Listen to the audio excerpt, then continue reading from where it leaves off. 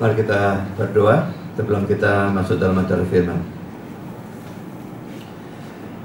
Bapa di surga, kami bersyukur bahwa dalam kebaktian online ini kami kembali mendapatkan kesempatan, kebebasan untuk membaca, mendengar, mempelajari, merenungkan sebagian firman Tuhan. Kami sekali lagi mohon supaya Engkau hadir di tempat ini, maupun dimanapun ada jemaat atau orang Kristen yang mengikuti acara kami ini, dan memimpin, mengarahkan, memberkati seluruh acara firman, penyampaiannya maupun penyiarannya, penerimaannya. Tuhan, kami berdoa untuk hamba-Mu dalam menyampaikan, berikan kekuatan jasmani, pikiran, khususnya suara, berikan pengurapan, berikan kata-kata, berikan apapun yang dia butuhkan supaya seluruh firman bisa sampaikan dengan baik, dengan benar, dan dengan sejelas-jelasnya. Lengkapi bungkus dengan kuasa dan pekerjaan Roh-Mu, supaya semua itu tidak keluar dan kembali sia-sia, tapi tertanam, tumbuh, berbuah dalam kehidupan kami untuk kemuliaan nama Tuhan. Dan Tuhan, tolong kami semua dan mendengar, berikan kami hati yang terbuka, berikan konsentrasi yang baik dari awal sampai akhir, berikan terang supaya kami bisa mengerti, dan berikan ketundukan, dan tolong kami bukan hanya percaya pada kebenaran firman, tetapi mau dan bisa dengan kekuatan dan pertolongan Roh-Mu menjadi penanggap firman, bahkan pemberita firman. Tolong lagi sekali Tuhan, hindarkan dari segala macam gangguan, keributan atau apapun yang akan mengganggu atau merusak penyiarannya maupun penerimaannya, mengingat semua ini serba elektronik. Dan setan pasti bekerja. Kami mohon Kau kuatkan semua kami menghadapi godaan dan serangannya dalam bentuk apapun. Terima kasih Bapa, dalam nama Yesus kami berdoa. Amin.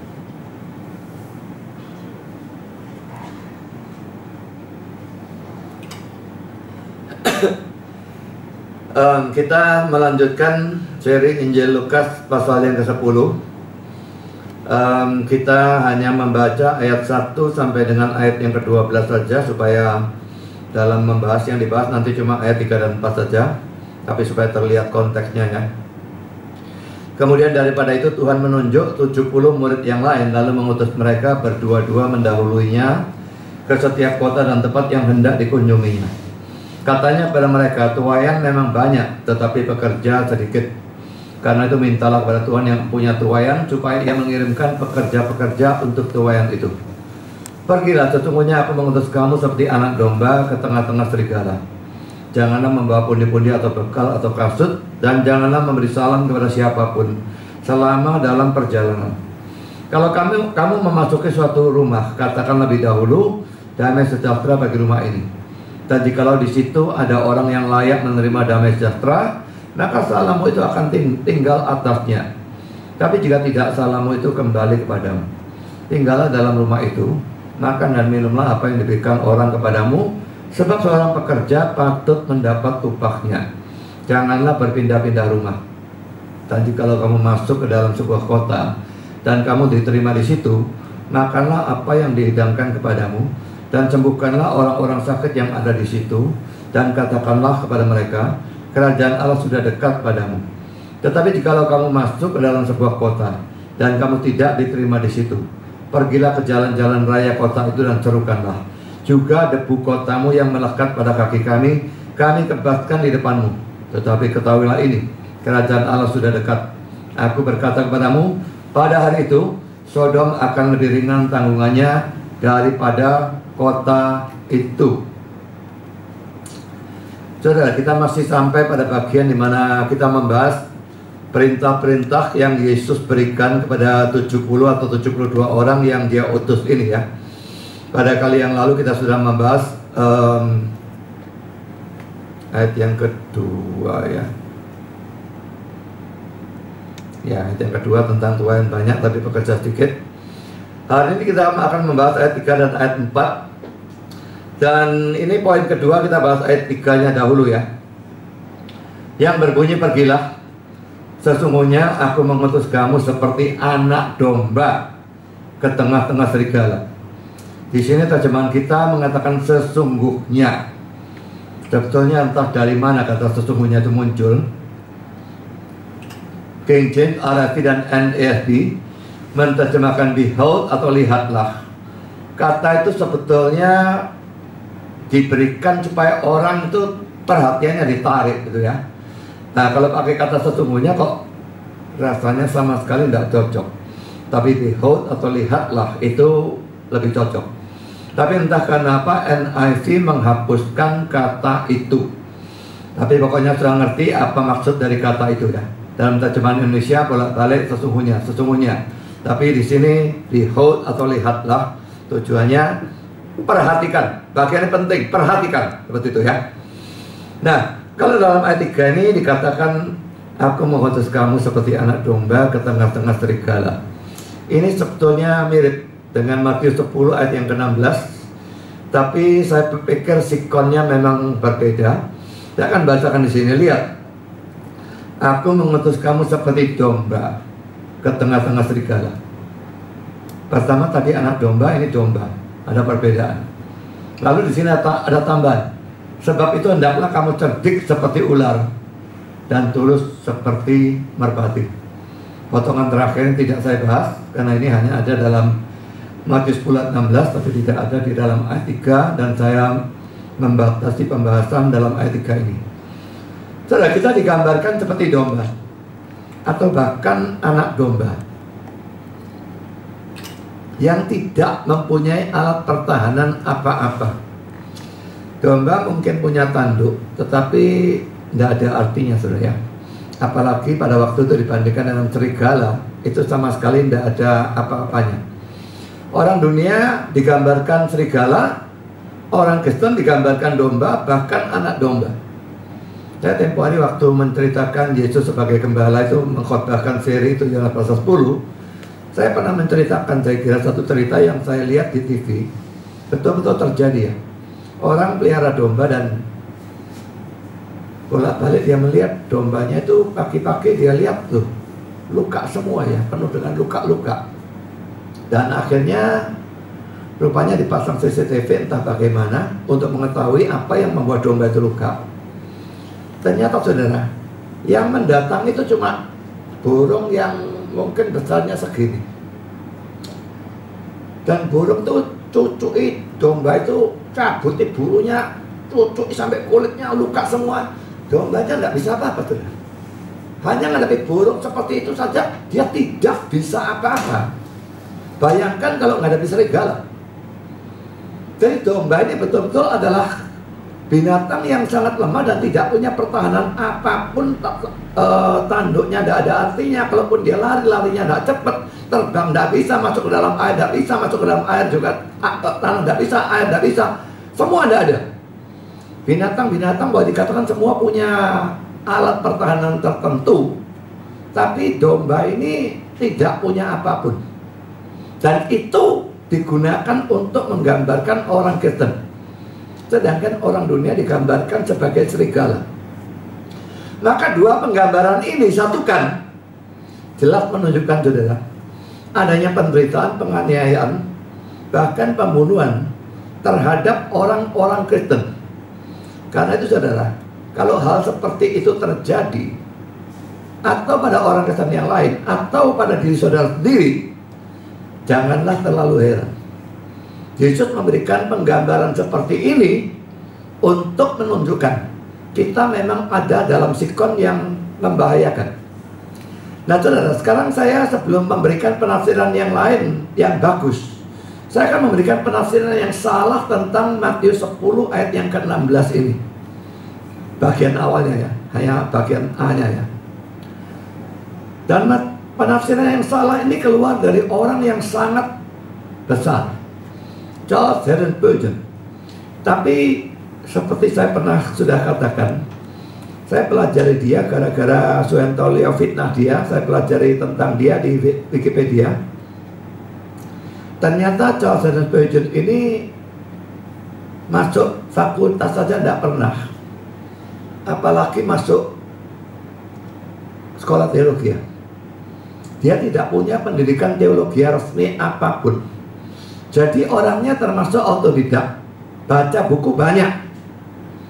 Tapi ya karena mungkin tidak ada basic atau tidak ada dasarnya, maka penafsiran dia memang sering kali kacau.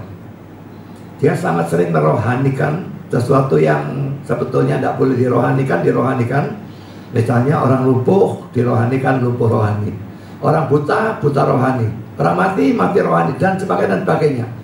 Dan itu cara yang salah dalam menafsir ayat-ayat yang sebetulnya berarti secara hurufiah.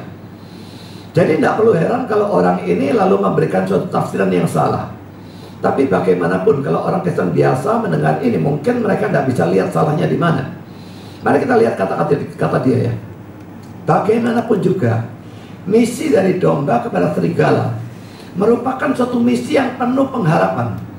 Karena kita melihat dalam dunia atau alam bahwa domba-domba sekalipun begitu lemah, jumlahnya jauh melebihi serigala-serigala yang begitu ganas. Akan datang saatnya di mana penganiaya akan sama jarangnya seperti serigala, dan orang-orang kudus akan sama banyaknya seperti domba. Ayo sekarang salahnya di mana, saudara? Kalau saudara tidak bisa tahu salahnya di mana, mesti belajar hermeneutics ya. Saya sekarang sedang mengkhotbahkan seri hermeneutics dari rumah. Maka ikuti seri itu untuk bisa tahu. Saudara, kesalahan dari penafsiran Spurgeon ini adalah karena ayat 3 itu merupakan suatu kiasan atau perumpamaan. Kalau dianggap perumpamaan pendek ya, mungkin lebih tepat suatu kiasan, tapi dua itu sebetulnya sama saja.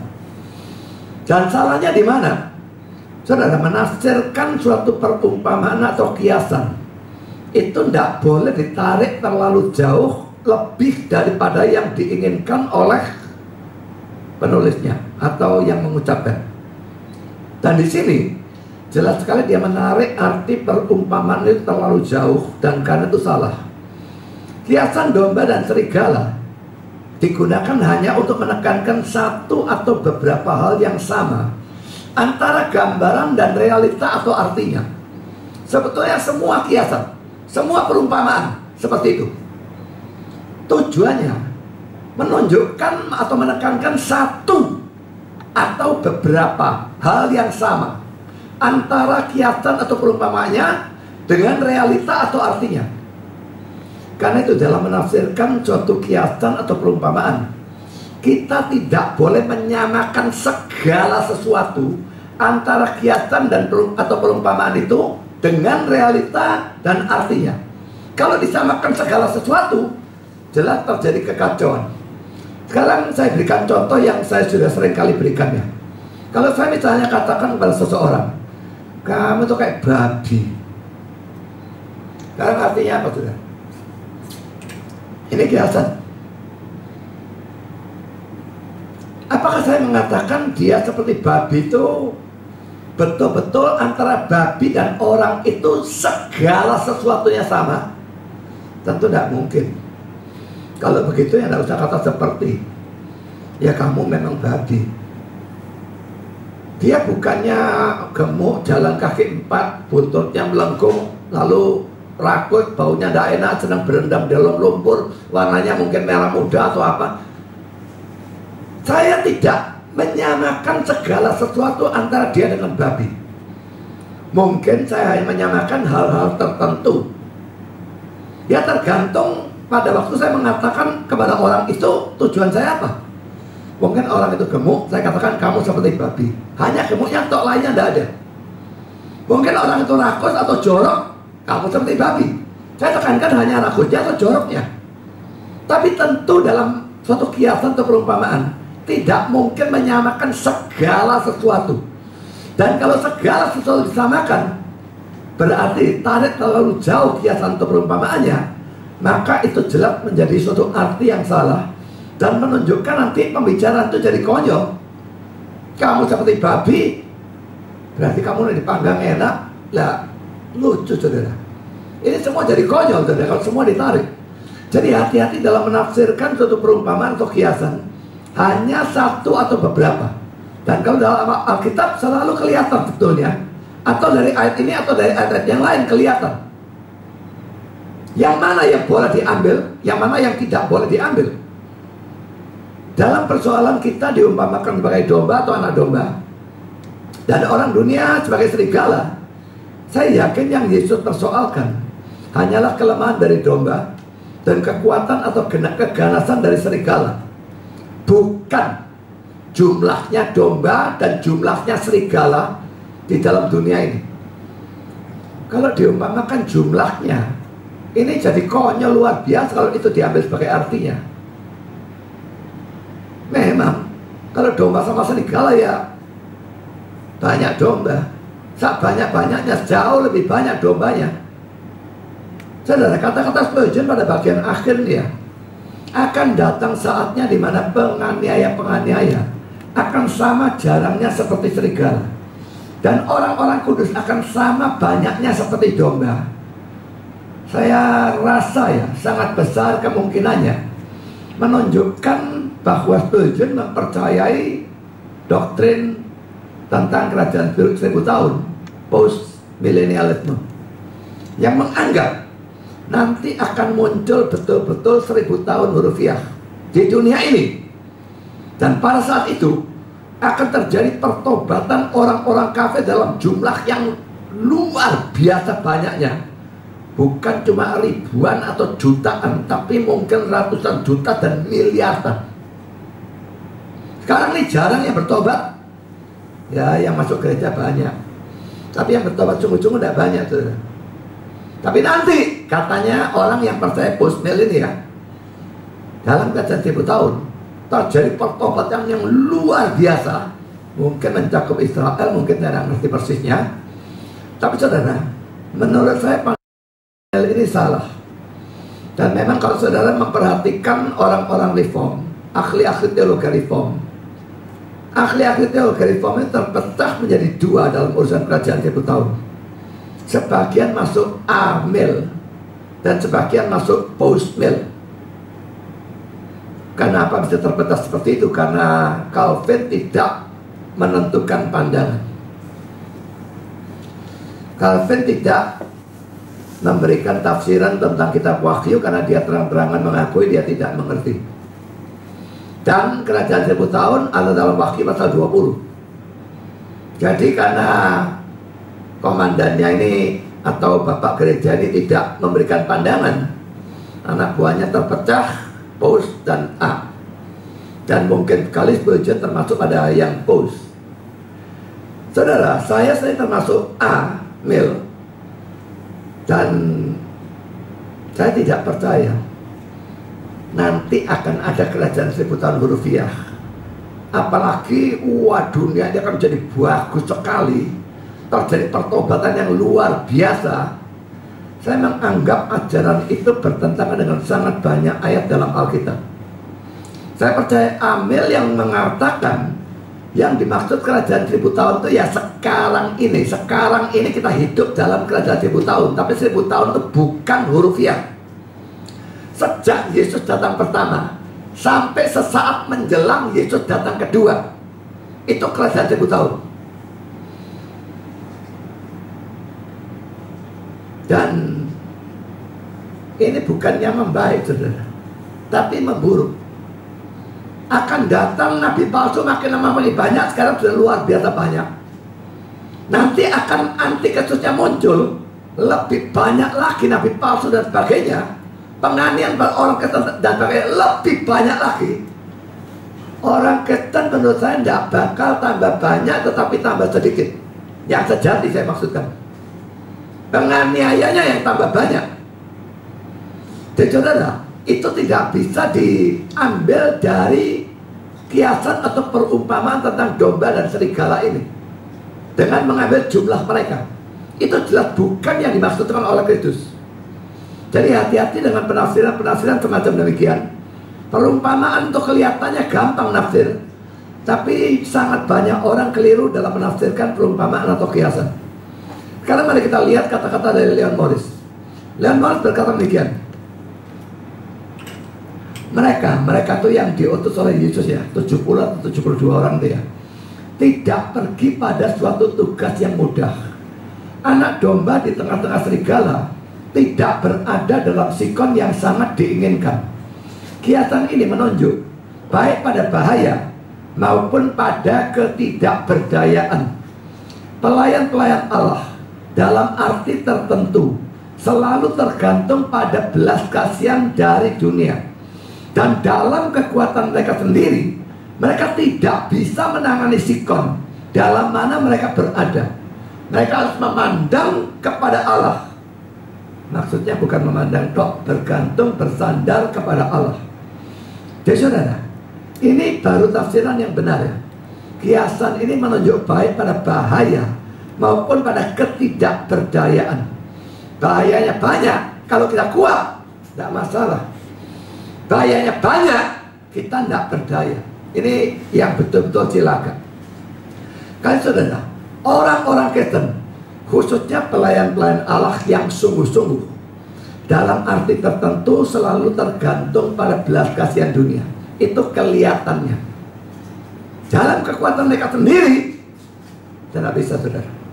Kita tidak mungkin bisa menahan penganiayaan dari dunia, ejekan, serangan, dan bahkan dari dunia, tidak bisa. Makanya dombanya harus memandang kepada gembalanya. Kita harus memandang kepada Tuhan, bergantung, bersandar kepada Dia saja. Tidak peduli kita sekuat apapun. Mau ngomong rohaninya kuat, mau ngomong kedudukan secara sekuler kuat, keuangan secara sekuler banyak, tetap kita digambarkan domba kalau kita orang Kristen sejati. Tidak pernah karena saudara punya kedudukan kuat, punya backing yang kuat, punya duit yang banyak, saudara tahu digambarkan dari gajah. Tidak ada. Tetap domba, anak domba bahkan. Jadi dalam segala sikon, kita selalu ada dalam bahaya.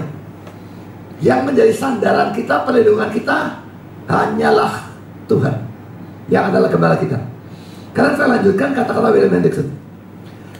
Mereka akan seperti anak-anak domba. Dalam konteks yang agak mirip, Matius 10:16 menuliskan domba di tengah-tengah serigala. Apakah ini tidak menunjukkan ketidakberdayaan sepenuhnya? Bahaya yang ekstrim? Demikianlah kelihatannya. Tetapi perhatikan kata aku yang ditekankan.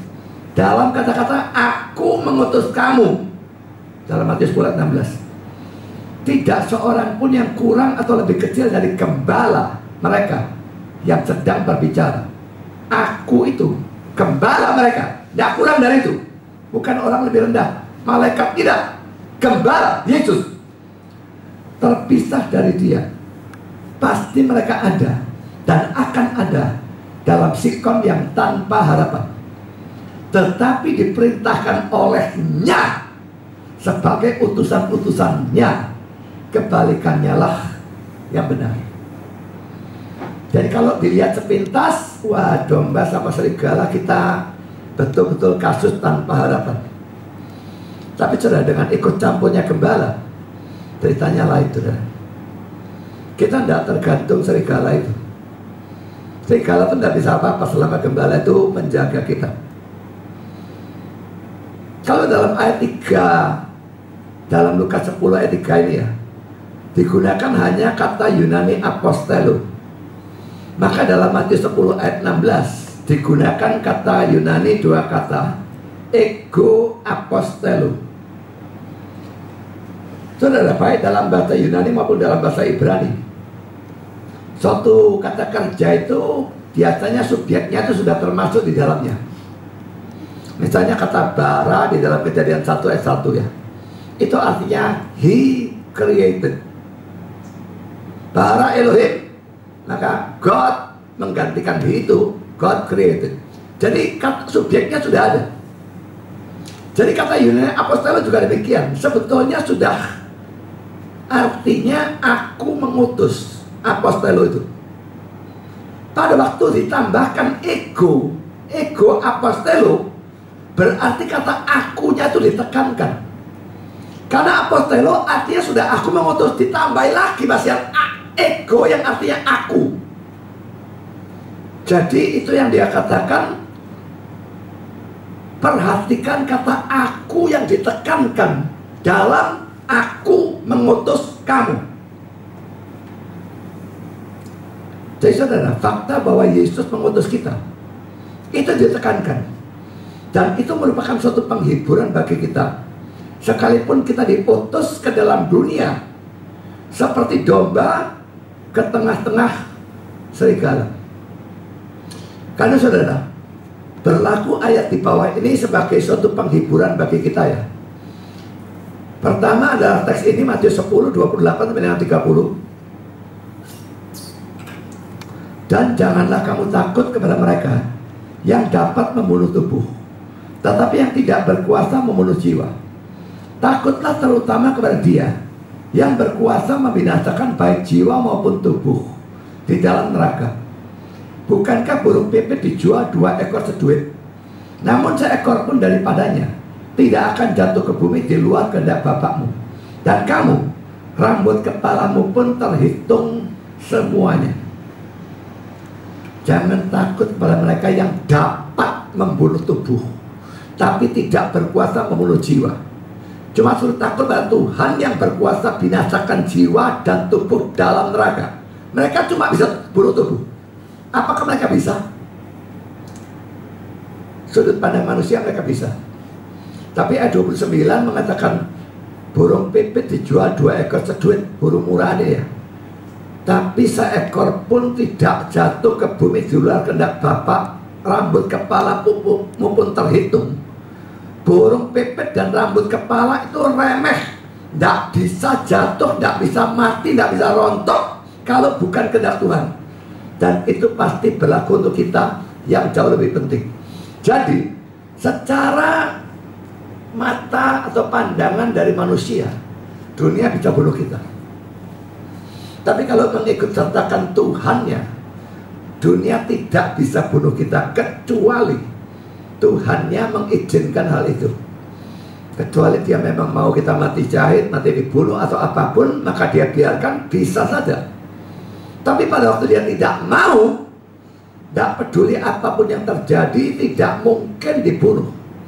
Kalau saudara misalnya melihat kitab Esther ya, itu orang brengsek yang namanya Haman itu buat suatu rencana untuk habisi seluruh orang Yahudi. Padahal dia jengkelnya cuma sama satu orang yang namanya Mordekai. Karena satu Yahudi, dia mau bunuh semua Yahudi. Dan dia rencanakan dapat keputusan dari raja yang kasih dekretan maunya sendiri tanpa mikir. Pada tanggal sekian, semua orang boleh bunuh seadanya orang Yahudi. Tetapi pada saat dimana kelihatannya dah habis sudah. Ini umat Tuhan habis. Tapi saudara, bagaimana mungkin umat Tuhan habis? Kalau habis pada saat itu, Yesusnya tidak muncul, rencana Tuhan batal semua, tidak mungkin. Melalui Esther dan sebagainya, Tuhan bekerja, akhirnya terbalik. Namanya yang digantung. Dan orang Yahudi memang diserang, tapi ada dekret baru, serang, balas, bunuh pembunuh. Dan itu yang terjadi. Jadi saudara, sering kali ada dalam posisi seperti itu. Orang Kristen bisa dihabisi dengan gampang. Dan memang akan habis dengan gampang kalau Tuhan memang mengizinkan. Kadang-kadang Dia mengizinkan. Sudah saya jelaskan pada kali yang lalu ya. Kenapa pekerja sudah sedikit, Tuhan kadang-kadang biarkan orang mati syahid. Mati syahidnya itu seperti benih. Nanti akan menambah, justru tidak karu-karuan. Makin ditekan, makin merambat. Jadi saudara, teks ini dibaca secara keseluruhan. Hanya kelihatannya saja dunia bisa bunuh kita, tapi tanpa kehendak Tuhan atau izin Tuhan, mereka tidak akan bisa apa-apakan kita. Mari kita baca teks yang kedua, Matius 28, 19, 20.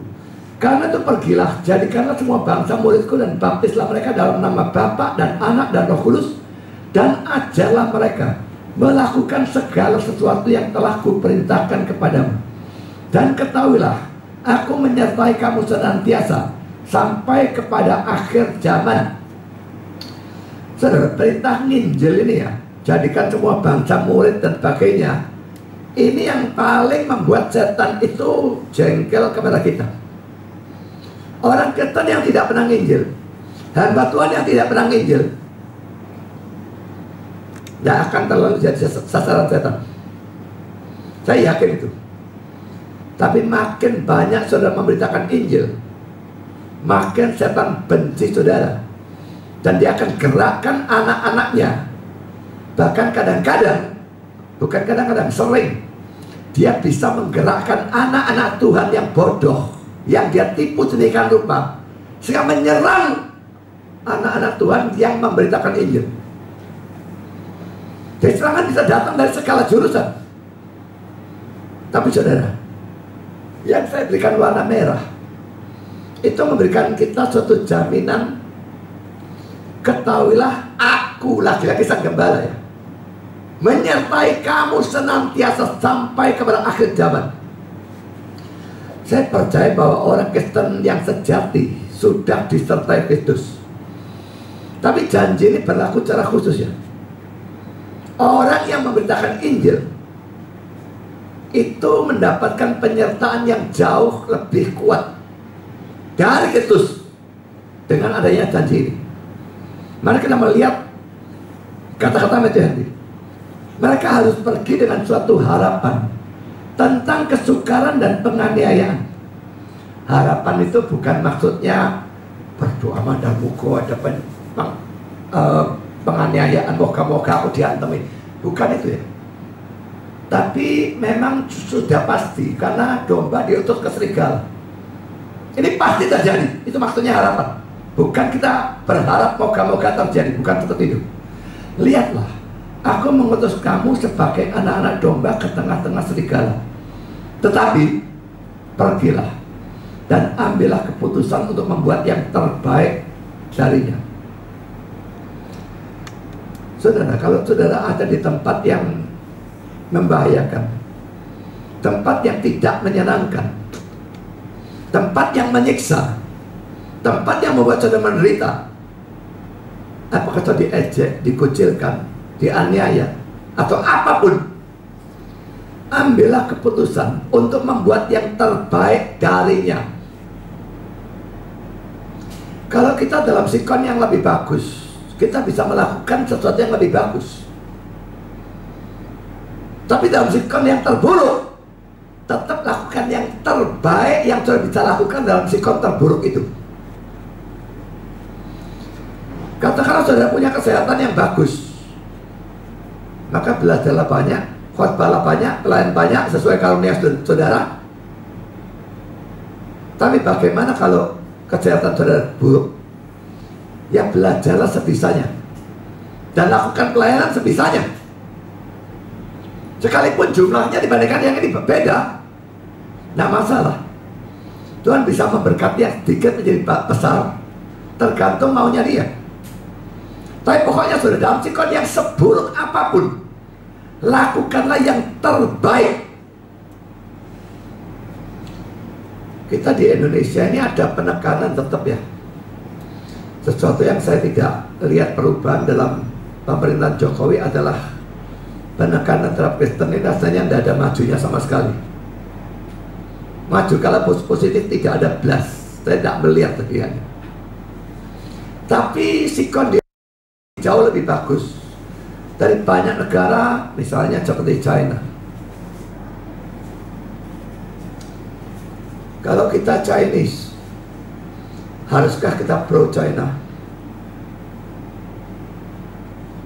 Ingat ya, mereka kafir dan mereka anti Kristen. Orang-orang Chinese yang di sana banyak Kristen, tapi Kristen yang bagaimana? dua kelompok. Yang gereja-gereja terbuka terang-terangan, itu Kristen yang diatur pemerintah komunis. Itu sampah. Tapi Kristen yang sungguh-sungguh, gereja di bawah tanah, yang dikejar-kejar setiap saat, itu tentu kita dukung. Itu saudara seiman kita. Tapi pemerintah komunisnya, ini antikristus, saudara. Kalau saudara Chinese dan saudara tidak senang dengan doa saya tadi tentang Laut Cina Selatan, dan saya minta atau mereka dipertobatkan atau mereka dihancurkan, maka saudara orang yang tidak tahu berpihak pada kebenaran. Saya Chinese, tapi saya tidak peduli kalau China memang kurang ajar. Kita tidak seharusnya berpihak kepada China. Dan dalam kasus ini, saya yakin, seyakin-yakinnya mereka yang kurang ajar. Itu peraturan internasional. Saya yakin tidak ada satu negara manapun yang pro dia kecuali sama kurang ajarnya. Dan sekarang seluruh dunia marah kepada dia. Dan kita mau bela hanya karena kita Chinese. Ingat, kita Kristen itu harus lebih ditekankan dari kita Chinese. Apalagi yang bukan China, Chinese.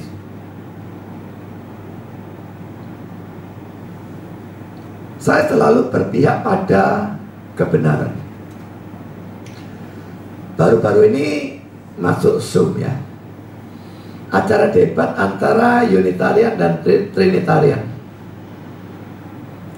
Yang Unitarian itu Benny, yang pernah debat dengan saya 9 session.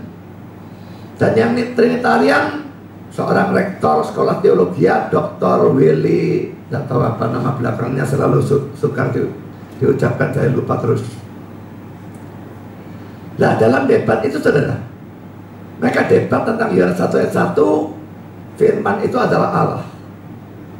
Waktu giliran Benny menjawab, dia katakan Allah itu belum tentu Allah.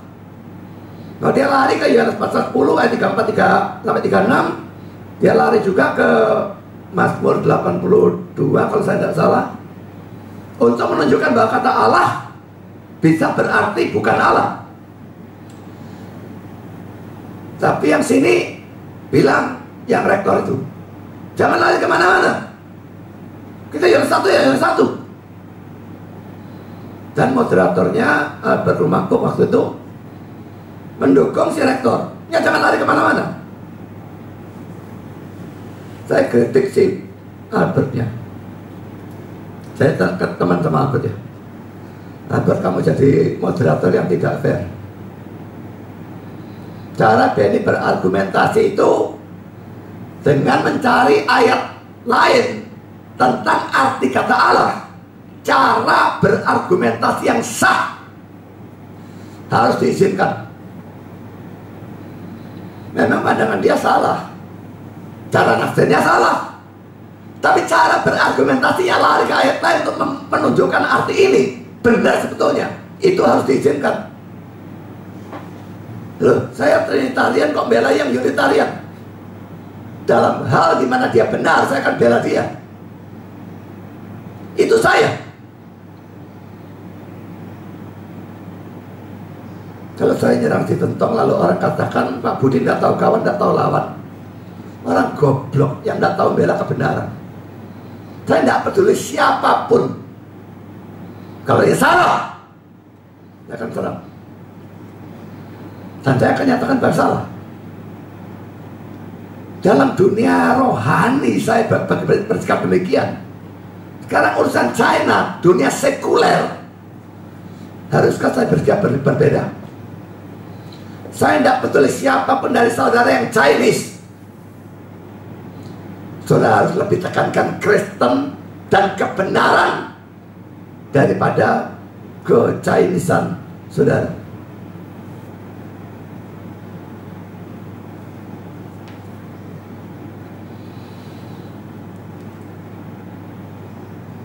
di China, gereja dianiaya.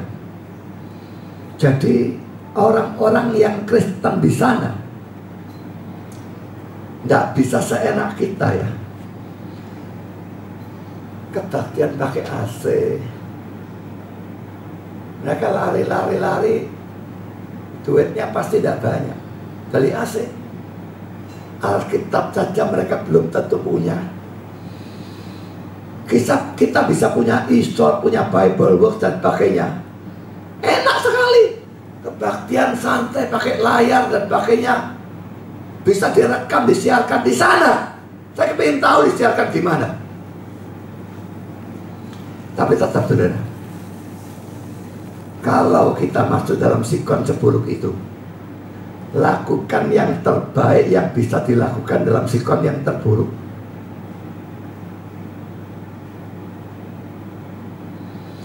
Pada waktu sikon sekarang bagus, di kita tergolong bagus, lakukan yang lebih baik daripada yang orang-orang Cina Kristen ini bisa lakukan dalam sikon buruk mereka. Tapi kenyataannya banyak orang karena sikonnya baik justru tadi santai, leha-leha, kalau tidak melakukan apa-apa. Mari kita lakukan yang terbaik. Dalam sikon lebih baik, lakukan lebih baik. Dalam sikon yang terburuk, lakukan maksimal pokoknya. Sikon apapun lakukan maksimal. Sikon sekarang buruk karena kasus wabah. Tetap lakukan maksimal. Saya sekarang buat banyak khotbah, tidak tahu berapa khotbah. Saya lihat di Facebook keluar belar. Tadi malam langsung 3 khotbah keluar. Kadang-kadang saya buat 2 khotbah beruntun. Kalau bukan karena ada halangan-halangan apapun, saya mungkin buat 2 tiap hari. Halangannya banyak. Yang gangguan internet lah, yang ini, yang ada nunggu orang. Kalau ada orang mau datang kan, saya tidak bisa khotbah lalu tahu-tahu berhenti tengah jalan, wah rekamannya berantakan. Jadi saudara, pokoknya lakukan yang terbaik dalam keadaan yang terburuk. Sekarang saudara, kita baca sekali lagi Matius 10 ayat 16. Lihat, aku mengutus kamu seperti domba ke tengah-tengah serigala. Sebab itu hendaklah kamu cerdik seperti ular dan tulus seperti merpati. Adam Clarke tentang ayat ini berkata demikian. Ia yang dipanggil untuk memberitakan Injil, dipanggil untuk menerima suatu keadaan jerih payah yang konstan dan penderitaan yang sering. Ia yang mendapatkan keadaan yang nyaman dan kesenangan sebagai konsekuensi dari penerimaan tugas pelayanan, tidak memberitakan Injil ataupun diutus oleh Allah. Jika ia melakukan pekerjaan dari seorang penginjil, baik orang-orang jahat dan setan-setan akan menentangnya. Orang yang melakukan pelayanan, kelihatannya pelayanan, tapi dia mendapatkan keadaan yang nyaman dan kesenangan. Menurut Adam Clarke, orang itu tidak memberitakan Injil dan juga tidak diutus oleh Allah. Jika ia melakukan pekerjaan dari seorang penginjil, wah serangan mesti datang orang-orang jahat, setan. Bahkan sangat bisa orang kata sejati pun dibohongi lalu menyerah, bisa. Saya punya seorang teman yang jadi seorang penginjil di satu gereja karismatik. Tempo hari gereja dia melepaskan diri dari induknya yang besar sekali, pecah. Wah, berkembangnya ini pecah tuan kecil ya. Wah, berkembangnya cepat, buka di sini, buka, dan dia selalu cerita, wah, enak sekali ya. Buka di sini, wah duit dari mana? Tahu-tahu ada orang nyumbang 200 juta. Dan itu terus-terusan model seperti itu.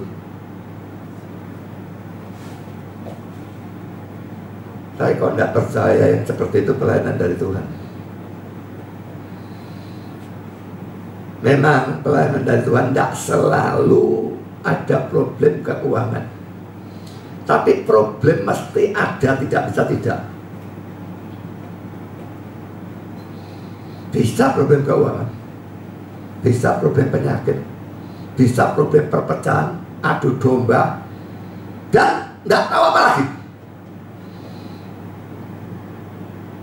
Kalau suatu pelayanan jalan mulus, lancar semua, saudara bukannya harus berseru puji Tuhan.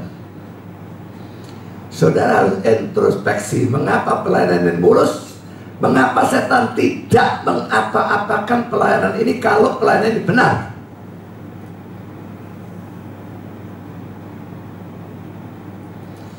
Kalau saudara melakukan pelayanan dan pelayanannya banyak kesukaran,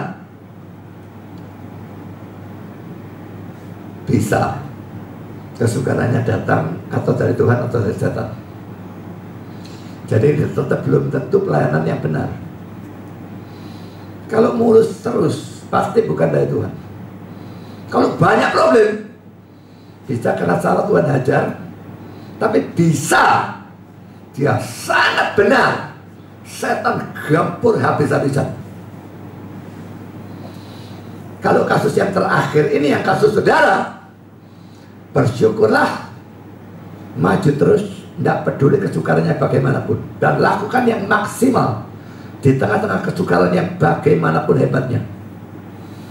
Sekarang The Bible Exposition Commentary, siapapun yang menerima atau menganggap Yesus Kristus secara serius, kita pokoknya tentang urusan Kristus ini kita serius. Jangan banyak yang santai-santainya.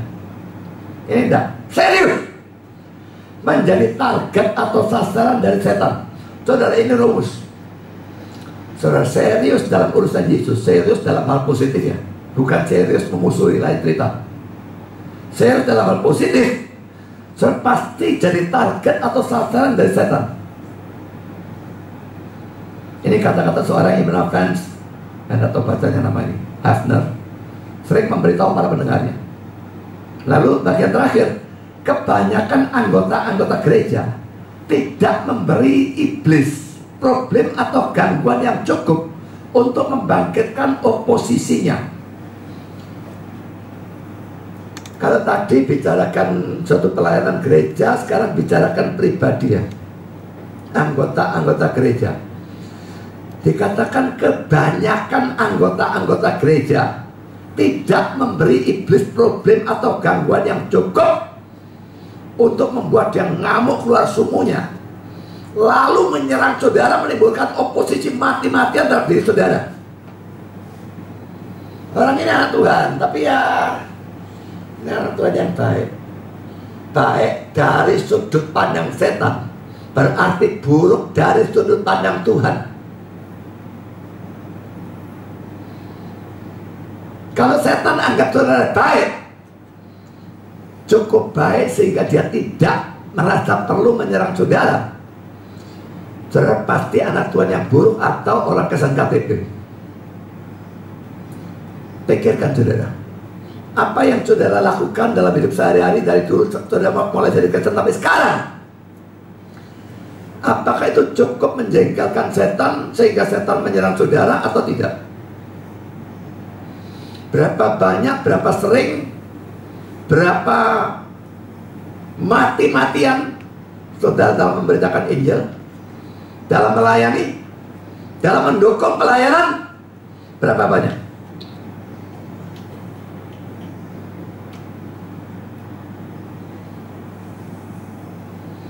Kalau cuma sedikit atau nyaris tidak ada, setan anggap tidak perlu orang seperti ini diserang. Diserang nanti dia malah ada problem, mendekat kepada Tuhan, tambah bertobat, tambah nanti dia nginjil dan sebagainya, tambah repot aku.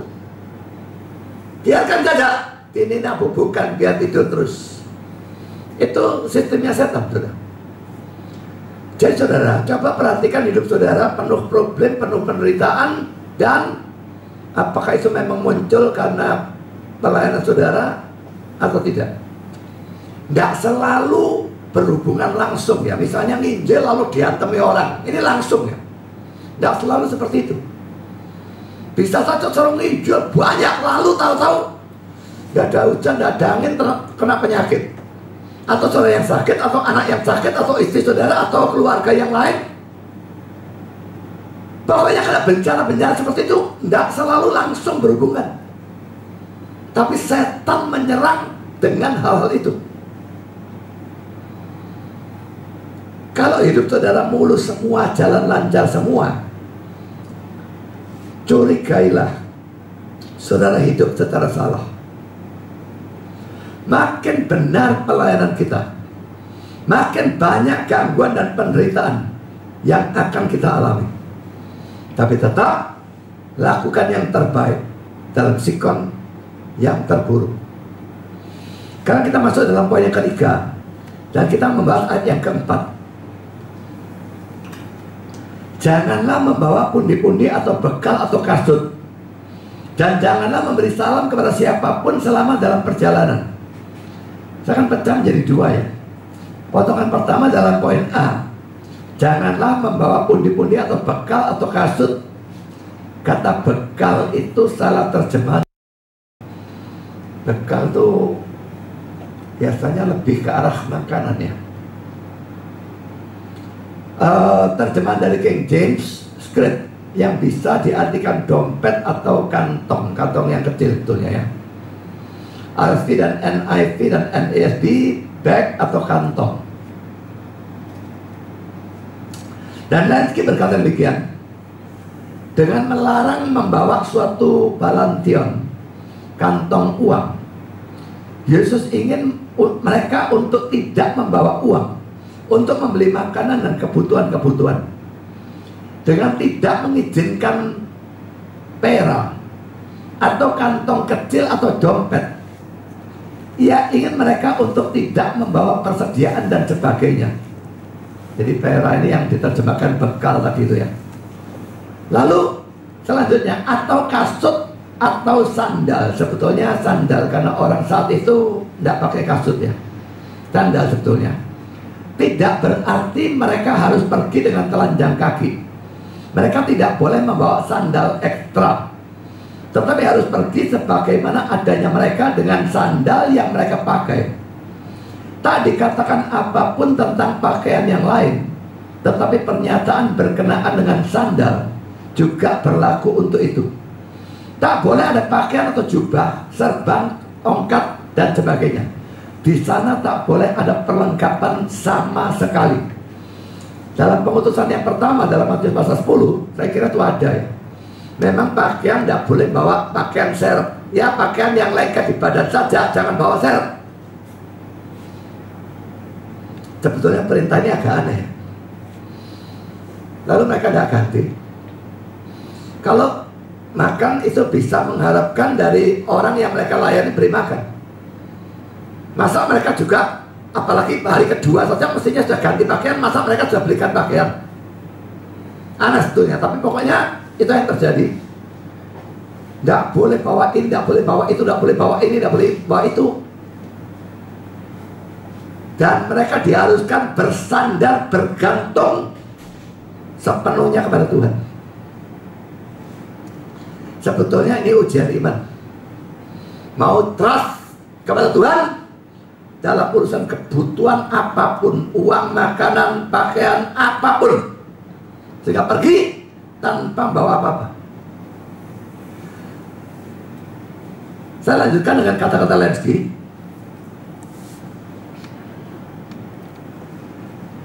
Ini tidak melibatkan kesukaran khusus, tetapi membuang semua kekhawatiran tentang kebutuhan jasmani.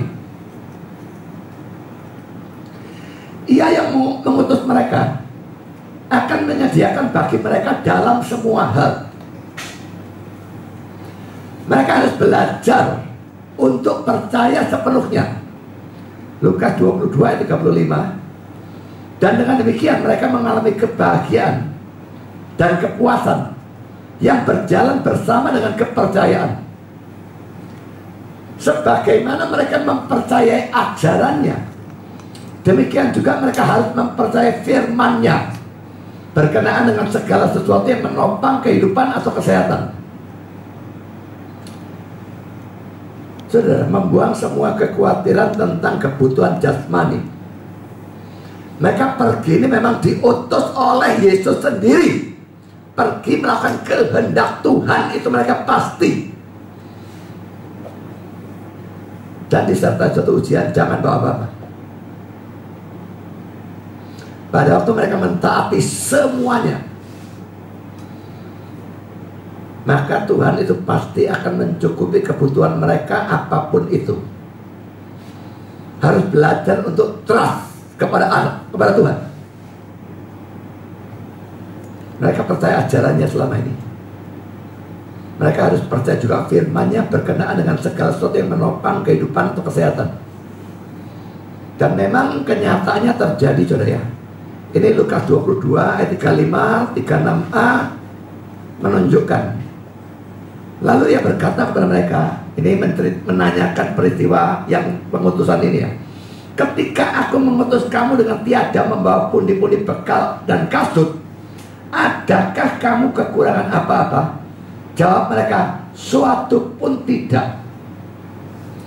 Jadi terbukti, saudara, diutus dengan perintah yang aneh seperti itu, tapi mereka lakukan dengan percaya. Tuhan betul-betul mencukupi mereka, tidak kekurangan apapun.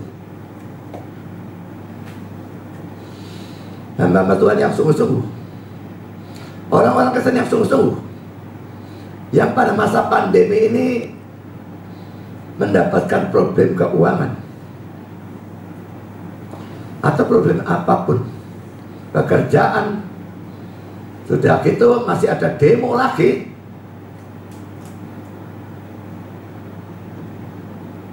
Saudara, berusaha pokoknya lakukan apa yang Tuhan kehendaki. Kebutuhan saudara, jangan pikir Tuhannya buta atau membutakan diri berkenaan dengan hal itu. Memang kalau perintah nggak boleh bawa apa-apa itu hanya berlaku untuk mereka pada saat itu, tidak berlaku untuk kita di tempat lain.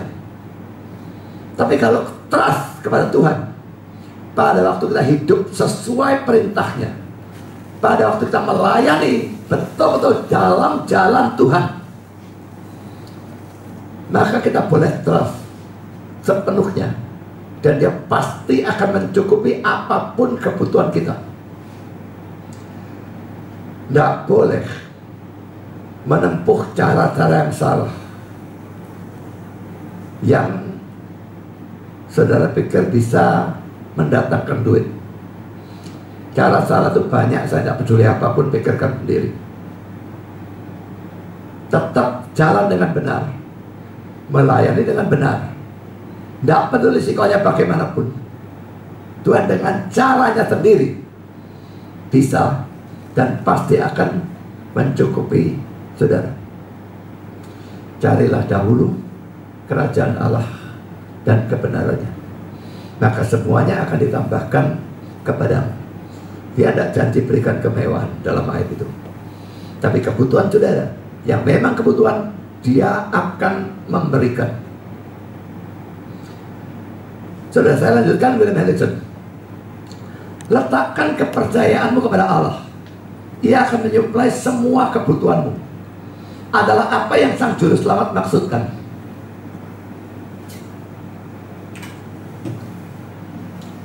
Saya mungkin pernah ceritakan, tapi akan ceritakan ulang. Pada waktu saya masih calon hamba Tuhan, saya di gereja Elios Malang. Itu antara tahun 78 sampai dengan tahun 85. Tahun 85 baru saya sekolah teologi ya. 7 tahun pelayanan di sana, dibimbing pendeta tanpa sekolah teologi ya.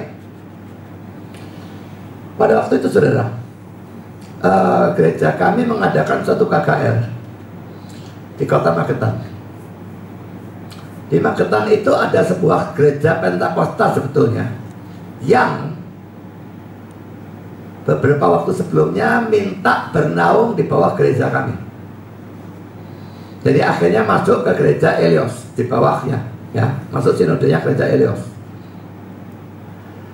Lah gereja Elios Malang ini duitnya sedikit, tergolong gereja melarat, numpang di rumahnya orang dan sebagainya. Dan kami pergi ke Magetan itu, KKR-nya itu untuk dewasa maupun untuk anak. Anak lebih dulu, dan karena saya guru sekolah minggu, saya yang ngajar sekolah minggu di sana. Yang KKR untuk anak. Kalau pendetanya KKR untuk dewasa dan sebagainya. Kami berangkat kalau tidak salah 6 orang, termasuk kakak saya juga, karena dia juga majelis, dia juga calon hamba Tuhan. Lalu pendeta dan istri dan ada majelis lagi, pokoknya sekitar 6 orang. Kalau persis 6 orang saya kira ya. Lah kami ngirit duit tuh harus mati-matian karena kami sadar duitnya sangat sedikit. Lalu itu pada hari pertama saya kira ya, kami tuh mau makan, ya cari makanan yang kelihatannya sederhana. Dan restoran yang kami datangi, restoran yang memang kelihatan sederhana. Dan restoran itu ada penginapannya juga. Ya sudah, kami masuk ke sana dengan pemikiran restoran ini murah. Nggak taunya sudah lihat daftar menunya, mendelik mata kami semua, sudah ya.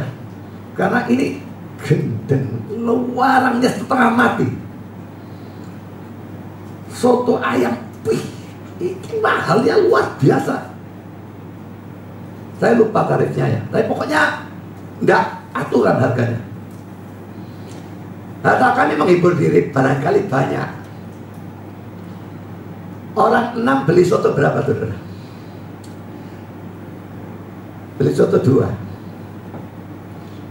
Nasinya 6, tapi sotonya 2. Karena, wih, larang. Minumnya pun ngirit, nggak tahu 1 atau 1 orang 2, saya lupa. Lalu ternyata soto yang mahal itu nggak banyak juga. Ya sudah, makan melarat-melaratan, pokoknya makan. Lah waktu kami bayar, itu pemilik dari restoran dan penginapan itu, saya bayar ke dia langsung bosnya, seorang perempuan. Dan dia tanya, dari mana? Oh, dari Malang. Mau apa ke sini? Oh, kami ini gereja mau mengadakan KKR cerita. Ternyata dia orang Kristen, saudara. Lalu apa, saudara? Digratiskan makanannya. Makan tiap hari sini. Saya lupa, apa kami pindah nginep di situ digratiskan juga apa enggak, saya lupa. Pokoknya digratiskan semua. Dan kapanpun mau datang ke sana digratiskan, boleh nginep di sana. Saya kira nginepnya enggak, karena kami sudah terlanjur nginep di tempat lain. Tapi lain kali datang, nginep sana boleh gratis, makan gratis. Jadi saudara, gereja tidak punya duit bisa mengalami hal seperti itu. Betul-betul luar biasa ya. Waktu ngalami itu, waduh, luar biasa. Ini kalau enggak dia nolong seperti itu, kami duitnya betul-betul bisa enggak cukup, bisa bambung misalnya. Tapi Tuhan menggunakan dia, sehingga akhirnya semua dicukupi. Jadi saudara, jangan pikir hal seperti itu berhenti berlaku ya.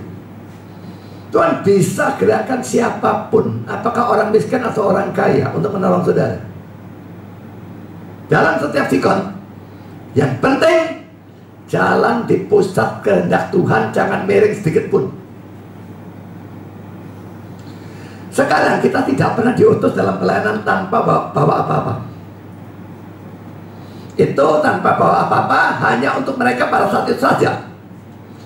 Tapi saya yakin saudara bahwa janji pencukupan dari Yesus tetap berlaku. Yang penting ikut kehendak dia. Lakukan apapun maunya dia.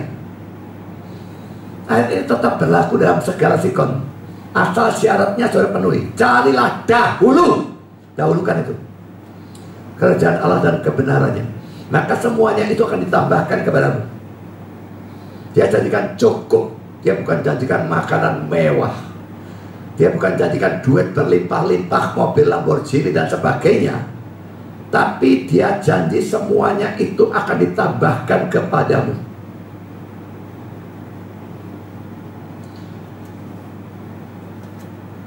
Apakah saudara cukup beriman untuk hidup sesuai kehendak Tuhan?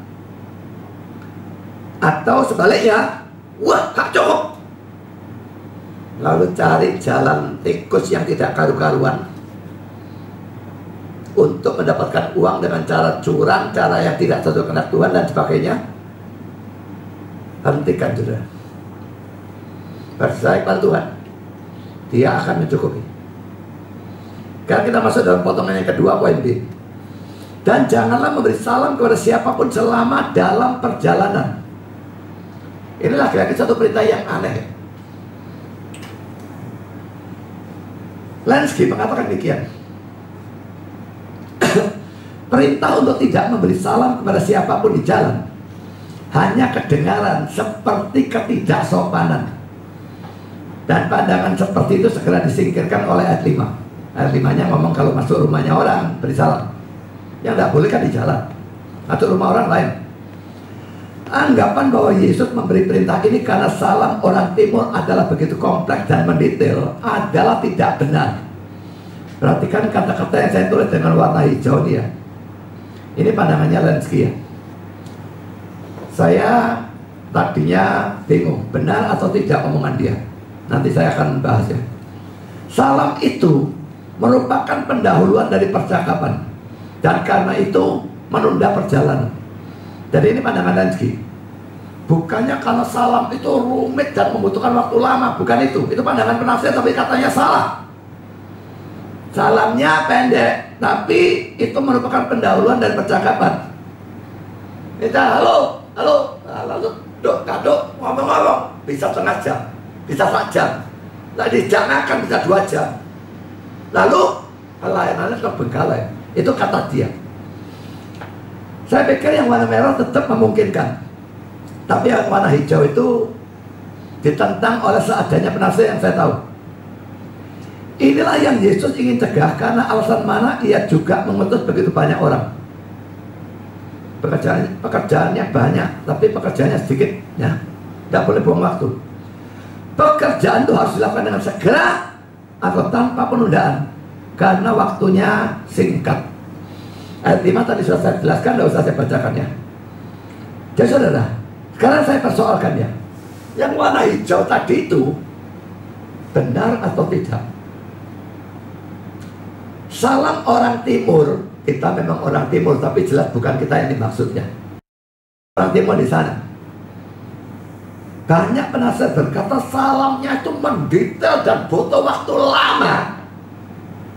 Terus terang, sebagai orang yang tidak mempunyai tradisi seperti itu, saya tidak bisa bayangkan bagaimana beri salam bisa sangat mendetail dan butuh waktu lama. Lenski tolak. Saya mencoba mencari beberapa salam dalam Alkitab. Pertama yang ayat 5 ini sendiri sebetulnya ya, salamnya cuma berkata damai sejahtera bagi rumah ini. Butuh berapa detik ngomong seperti itu. Lalu saya coba cari salam-salam yang lain. Rut pasal 2 ayat 4. Lalu datanglah Boaz dari Betlehem. Ia berkata kepada penyabit-penyabit itu, Tuhan kiranya menyertai kamu. Jawab mereka kepadanya, Tuhan kiranya memberkati Tuhan. Salam dari Boaz lalu dibalas oleh penyabitnya kepada dia. Sama-sama pendek ya. Lalu 2 Raja 4, 25-26. Demikianlah perempuan itu berangkat, perempuan Sunem ini ya, berangkat dan pergi kepada abdi Allah di Gunung Karmel. Segera sesudah abdi Allah melihat dia dari jauh, berkatalah ia kepada Gehazi bujangnya, lihat perempuan Sunem itu datang. Larilah menyongsongnya dan katakanlah kepadanya, Selamatkah engkau? Selamatkah suamimu? Selamatkah anak itu? Jawab perempuan itu selamat. Agak panjang sedikit ya, tapi tetap wajar nanyakan diri dia, nanyakan suaminya, nanyakan anaknya. Wajar. Dan ya tidak panjang-panjang teman. Berapa detik saja cukup untuk ngomong 3 kata selamat itu. Mari kita lihat lagi Yohanes 20 ayat 16. Tidak usah saya baca semua. Waktu Yesus bangkit itu ya, mereka ada di ruangan terkunci. Pada waktu datanglah Yesus dan berdiri tengah-tengah mereka dan berkata, damai sejahtera bagi kamu. Pendek lagi ya. Semua salam di atas rasanya pendek saja. Tapi saya lalu mikir, mungkin Alkitab mempersingkat. Sebetulnya panjang tapi dipersingkat karena Alkitabnya tidak mau tulis yang tidak terlalu penting, masukkan ke sini. Jangankan salam ya, khotbah dalam Alkitab jelas-jelas dipersingkat, itu kelihatan nyolok. Saya berikan contoh pertama, Yohanes 3 ayat 4, khotbah Yohanes kepada orang-orang Niniwe. Mulailah Yohanes masuk dalam kota itu sehari perjalanan jauhnya, lalu berseru, 40 hari lagi maka Niniwe akan ditunggang balikan. Masa dia khotbah cuma 1 kalimat itu? Tidak mungkin, itu cuma intinya. 2, Matius 3 ayat 2, khotbahnya Yohanes Pembaptis, bertobatlah sebab kerajaan surga sudah dekat. Dan itu berlaku juga. Poin ketiga, khotbah Yesus dalam Matius 4 ayat 17 sama, bertobatlah sebab kerajaan surga sudah dekat. Masa Yohanes Pembaptis dan Yesus khotbah sesingkat itu? Tidak mungkin. Ini cuma disingkat. Jadi saudara, dari salam-salam yang saya tunjukkan tadi singkat, belum tentu bisa disimpulkan bahwa salam orang timur dalam Alkitab ternyata singkat. Dan boleh dikatakan semua penafsir selain Lenski mengatakan bahwa salam orang timur memang sangat berkepanjangan dan menghabiskan waktu. Karena ini sesuatu yang pro kontra, saya berikan banyak penafsirnya. Nanti saudara akan lihat betul-betul tidak masuk akal ya, tapi itulah salam orang timur. Sekarang William Barclay, sang pengkhotbah harus berkonsentrasi pada tugas yang sedang dalam proses dan tidak memberi salam kepada siapapun di jalan. Ini kembali pada pemikiran tentang instruksi Elisa kepada Gehazi dalam 2 Raja 4 ayat 29. Itu bukan suatu instruksi pada ketidaksopanan, tetapi berarti bahwa mereka yang melayani Allah tidak boleh keluar dari jalur dan berlambat-lambat pada hal-hal yang lebih kecil, sedangkan hal-hal yang besar memanggil mereka. Perhatikan yang warna merah itu ya. Mengapa tidak boleh beri salam? Jangan habiskan waktu hal-hal kecil yang tidak ada gunanya ini. Konsentrasi pada hal-hal yang penting, yang memang panggilan kita. Saya termasuk orang yang sangat tidak senang dengan basa-basi model seperti itu ya. Saya katakan bukan tidak senang, sangat tidak senang. Orang biasa ya, shalom, bacain muangkel bisa. Shalom naik ngomong terus tidak suara apa-apa, suwe tidak ditambah-tambah, tidak blokir misalnya. Apakah itu inboxnya Facebook? Apakah itu WA? Saya tidak senang orang ngomong shalom, tidak tahu dari siapa lagi. Orang baru maksud saya. Siapa orangnya saya tidak tahu. Ngomong shalom, tidak ngomong lanjutannya apa lagi. Jengkel saya. Karena ini bunyi sudah mengganggu saya.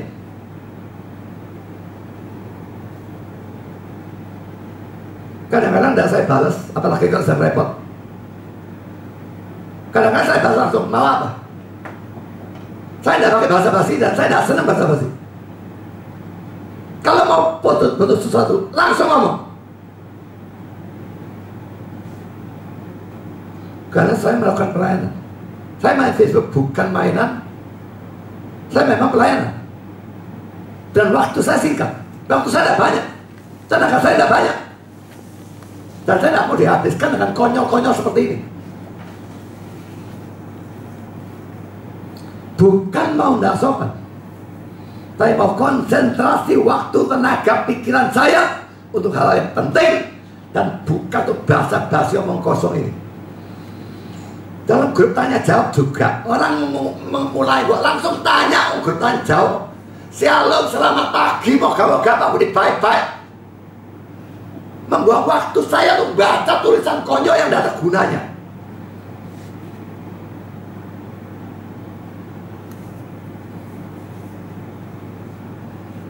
Tadi dikasih ayat referensi 12:4 ayat 29.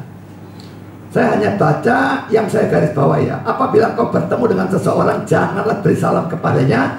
Dan apabila seseorang memberi salam kepadamu, janganlah balas dia. Karena ini urgent. Urusan kematian anak dari perempuan Sunem itu.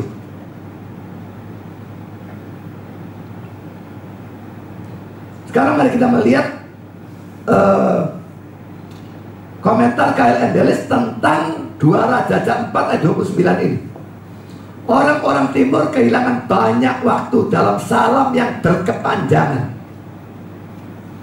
Ini komentar pertama yang menunjukkan salamnya orang timur itu memang detail dan panjang.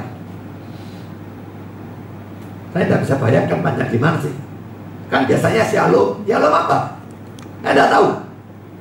Mari kita lihat pokoknya terus ya. Lihat Morris. Jangan memberi salam kepada siapapun di jalan. Bukanlah sesuatu desakan pada ketidaksopanan. Itu adalah suatu peringatan bahwa urusan mereka mendesak dan bahwa mereka tidak boleh menundanya dengan membuang waktu dengan berhubungan dengan seseorang di tepi jalan. Salam orang timur bisa mendetail dan memakan waktu. 2 penafsir sekarang ya yang ngomong begitu. William Nixon. Selanjutnya, karena urusan dari sang raja dalam mendesak, tak ada waktu boleh dihabiskan atau dibuang dalam salam yang menghabiskan waktu dalam kurung khas orang timur di sepanjang jalan. Ini penafsir ketiga, The Bible Exposition Commentary. Itu menuntut atau membutuhkan disiplin dan iman bagi mereka untuk melakukan pekerjaan itu. Lukas 10 ayat 8. Di sana ada suatu sifat mendesak tentang pekerjaan itu. Dan Tuhan tidak mau mereka dibebani secara berlebihan dengan cukup ekstra atau ditunda di jalan oleh salam yang rumit atau mendetail dari orang timur. Jadi kalau menurut Nasir ini bahkan tidak boleh bawa barang-barang ekstra itu juga supaya tidak menghalangi. Tapi dia juga menekankan salam rumit mendetail dari orang timur. Ini orang berapa tadi? 4 ya? 4, kalau saya tidak salah itu. Sekarang The Bible Illustrated. Di negara-negara timur kami diberitahu bahwa salam antara pelancong yang bertemu dalam suatu perjalanan disertai oleh begitu banyak pertanyaan, oleh begitu banyak ungkapan sambutan atau selamat datang, welcome gitu ya, yang sering diulang, dan begitu banyak bentuk-bentuk yang sangat lambat atau menjemukan, sehingga secara serius menunda perjalanan mereka. Ini penafsir yang kelima. Tanyanya banyak nanti saudara. Mungkin tanya keluarganya satu persatu, cucunya sampai engkongnya sampai puas macam-macam, lalu pekerjaannya, bisnisnya dan rumahnya bagaimana, lalu hambanya, lalu ternaknya. Mungkin seperti itu, saya tidak tahu. Bible Commentary. Dan jangan memberi salam kepada siapapun di jalan. Ini secara khusus menunjuk pada panjangnya dan lambatnya salam orang timur. Sering sangat tidak sungguh-sungguh, berarti munafik saudara. Tanya dan sebagainya atau mendoakan moga-moga Tuhan berkati dan sebagainya, itu tidak tulus. Kalau tidak tulus ya tidak boleh saudara. Itu podohnya munafik. Dan yang menghabiskan banyak waktu yang berharga. Ini penafsir yang kelima saya kira ya. Sekarang Albert Barnes ini memberikan penjelasan. Dan saudara kalau membaca penjelasan ini sekarang betul-betul saya terus terang tidak bisa ngerti. Gila. Salam seperti ini gila. Jangan memberi salam kepada siapapun di jalan. Salam di antara orang-orang timur tidak terdiri seperti di antara kita. Dari tubuh atau kepala yang sedikit dibungkukkan atau suatu uluran tangan. Jadi bungkuk begini ya, atau mantu kepala, atau kasih tangan begini. Bukan begitu, kalau itu cepat. Tapi dilaksanakan dengan banyak pelukan. peluk enggak sekali, bolak-balik ya. Diulang, nanti saya lihat. Dan pembungkuan badan atau kepala itu juga enggak sekali, banyak. Dan bahkan tubuh yang bertiarap di tanah. Saya enggak salah terjemahkan mestinya ya. Jadi memang betul-betul prostration. Itu terjemahan bahasa Inggrisnya. Kata bahasa Inggrisnya dipakai. Betul-betul tiarap di tanah. Cara menghormatinya seperti itu. Semua ini membutuhkan banyak waktu. Nah, lalu sekarang tunjukkan ya. Jika dua orang Arab, apa urusannya Arab Yahudi dan sebagainya itu banyak tradisi yang sama persis ya. Dari pangkat atau tingkat yang sama bertemu satu sama lain. Mereka ini numpuk. Dan nanti saja lah. Bentar ya.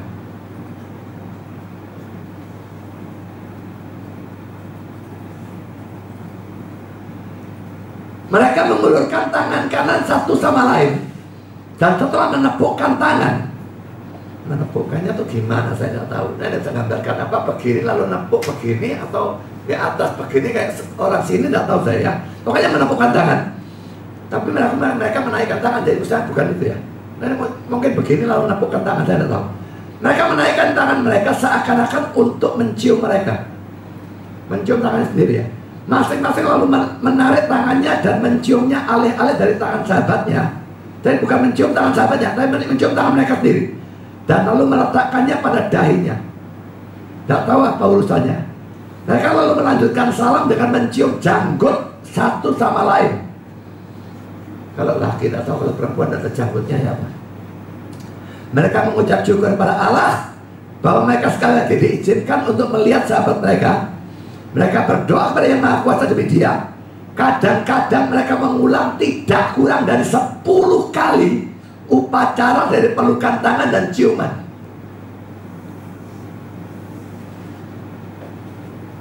Bisa bayangkan? Saya betul-betul nggak bayangkan ada orang ngasih salam model seperti itu. Tapi ya, tiap tempat, tiap daerah tradisinya berbeda. Apakah mereka sampai sekarang seperti itu, saya tidak tahu. Tapi jelas pada zaman itu seperti itu. Saya lanjutkan Albert Bass. Bisa juga ditambahkan dalam kata-kata dari Dr. Thompson dalam bukunya ini, bahwa di sana ada begitu banyak ketidaktulusan, sikap menjilat, dan kepalsuan atau kebohongan dalam istilah-istilah dari salam yang ditetapkan sebagai peraturan oleh etiket. Jika Tuhan kita yang adalah kebenaran itu sendiri ingin wakil-wakilnya membuang itu sejauh mungkin secara implisit mencela hal-hal itu. Instruksi-instruksi ini juga dimaksudkan untuk mengkritik kecenderungan yang lain yang hampir tak bisa ditahan oleh seorang timur, tak peduli betapa mendesaknya urusannya. Jika ia bertemu seorang, ini kok bolak-balik saya nulisnya double, saya tidak ngerti. Seorang kenalan, ia harus berhenti dan membuat sejumlah pertanyaan-pertanyaan yang tak ada akhirnya dan menjawab sama banyaknya. Tanyanya 10 kali, yang jawabnya 10 kali, saudara. Karena itu, salam dari teman-teman atau sahabat-sahabat merupakan suatu upacara yang memakan banyak waktu. Dan karena itulah Tuhan kita pada peristiwa ini melarang mereka untuk menunda perjalanan mereka untuk memberi salam kepada orang-orang lain. Saya sebetulnya memberikan lagi 2 kutipan, tapi gara-gara gangguan internet itu saya tidak sempat menerjemahkan ini. Saya berikan hanya di dalam bahasa Inggris. Tapi ini juga mengatakan 10 kali itu. Jadi mendukung omongannya Albert Bass tadi. Dan detail-detailnya banyak kemiripan. Saudara, sebagai penerapan dalam kasus ini, saudara, larangan memberi salam dan sebagainya ini, jangan buang waktu pada waktu melakukan hal yang penting dan mendesak. Dalam berkhotbah misalnya, ada banyak orang sini buang waktu kata-kata yang tidak perlu-perlu. Jerman juga Selamat pagi cukup betulnya, ya. Tapi ada yang merasa tidak cukup. Selamat pagi bapak-bapak, ibu-ibu, saudara-saudara, adik-adik. Itu gak ada perlunya saudara buang waktu. Di samping itu tidak kita biasa juga. Kita semua tidak peduli bapak, ibu, kita saudara seiman, bukan? Ada apa disebut bapak, ibu, saudara, adik, kakak, mbah?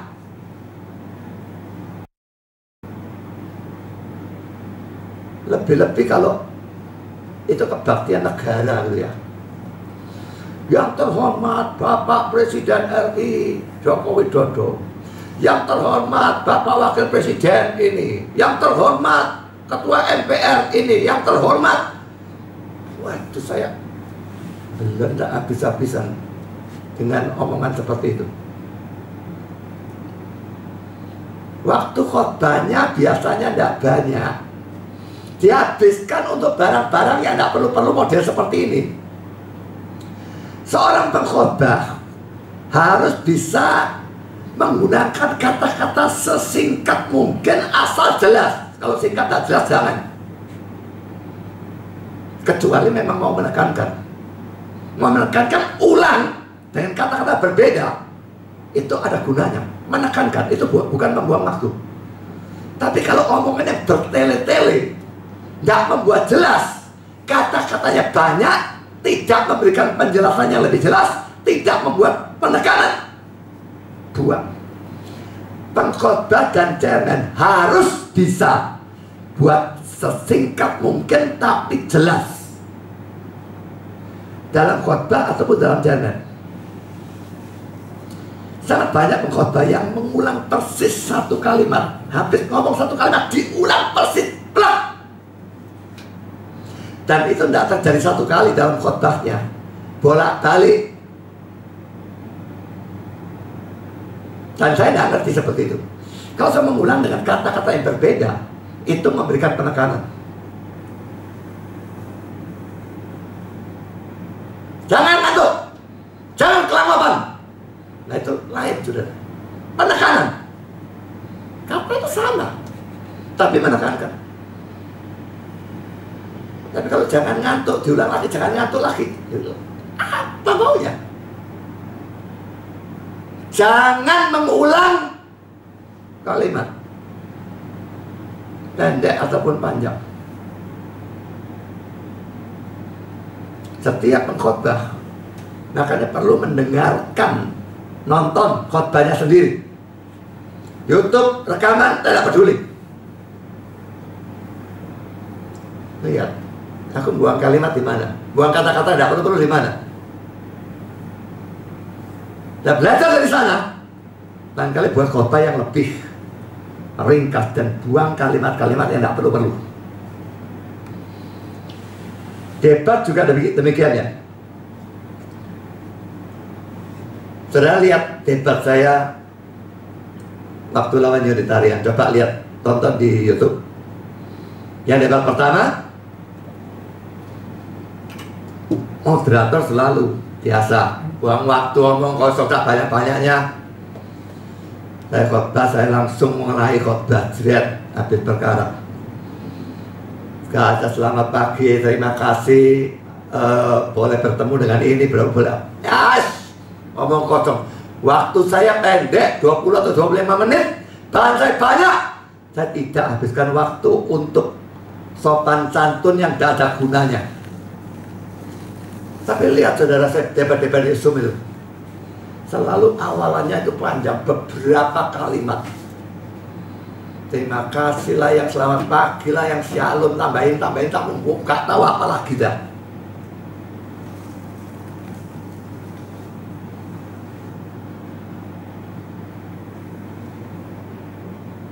Saya sendiri sudah katakan tadi, paling tidak senang saudara dengan sapaan selamat pagi, selamat siang, selamat malam, shalom dan sebagainya dalam WA ataupun inbox.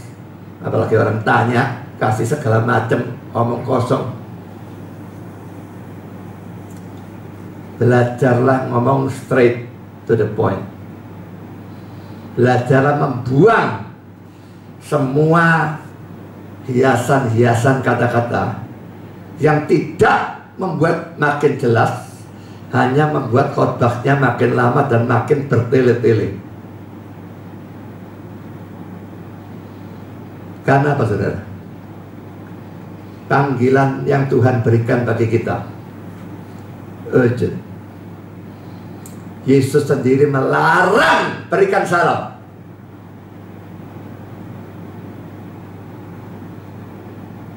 Kalau sesuatu ini urgent, konsentrasikan semua ke sini. Dan yang basa-basi ini buang semua.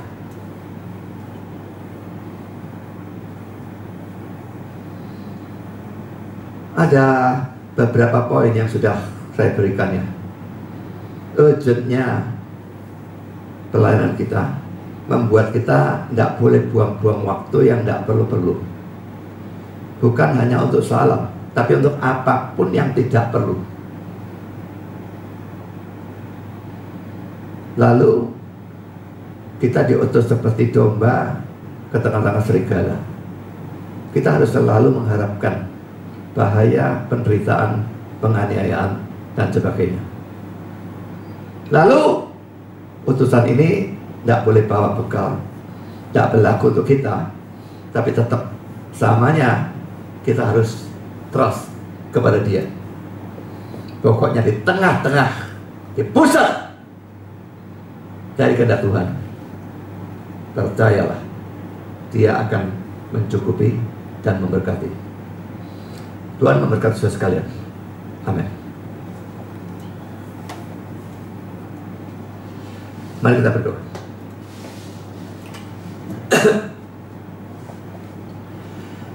Bapa di surga, terima kasih kami sudah boleh mendengar sebagian firman, sekalipun sebagian tidak berlaku untuk kami, tapi yang lain berlaku. Dan tolong Tuhan, supaya kami sadar seriusnya panggilan-Mu. Karena kami dipanggil seperti domba atau bahkan anak domba ke tengah serigala. Biarlah kami tidak takut, kaget, kecewa pada waktu mengalami penderitaan, bahkan penganiayaan, karena kami menuruti panggilan-Mu. Juga Tuhan, dalam menjalankan panggilan-Mu, biarlah kami tetap mati-matian berusaha di pusat rencana Tuhan, di pusat kehendak Tuhan, tidak menyimpang sedikit pun ke kiri, ke kanan, dan percaya Engkau akan memberikan segala kebutuhan kami, dan bukan sebaliknya, ingin dicukupi dahulu baru mau melaksanakan perintah Tuhan. Dan dalam poin yang terakhir, biarlah kami juga berusaha dan mengintrospeksi diri dalam hal-hal apa. Apakah khotbah, apakah jadi cemen, apakah debat, kami membuang waktu secara tidak berguna, atau dalam hal lain di mana kami hanya membuang-buang waktu yang sebetulnya bisa kami gunakan untuk menjadi berguna bagi Tuhan. Tolong kami memikirkan dan membuang semua hal itu, sehingga kami bisa mengkonsentrasikan semuanya untuk kemuliaan Tuhan. Terima kasih Bapa, dalam nama Yesus kami berdoa.